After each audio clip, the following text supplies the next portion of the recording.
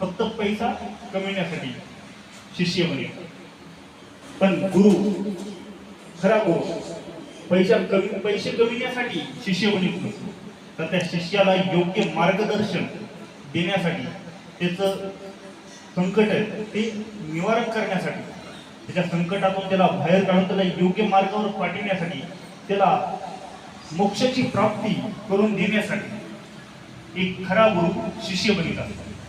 पण आजकालचे जे गुरु आहेत ते काय करायचे की शिष्य बनवायले, शिष्याचं धनाचं हरण करण्याचं.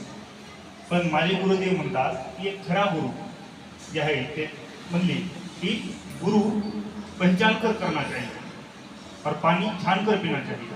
त्या शब्दातून असं लक्षात येते की गुरु हे धन हरत नाही, तर गुरु हे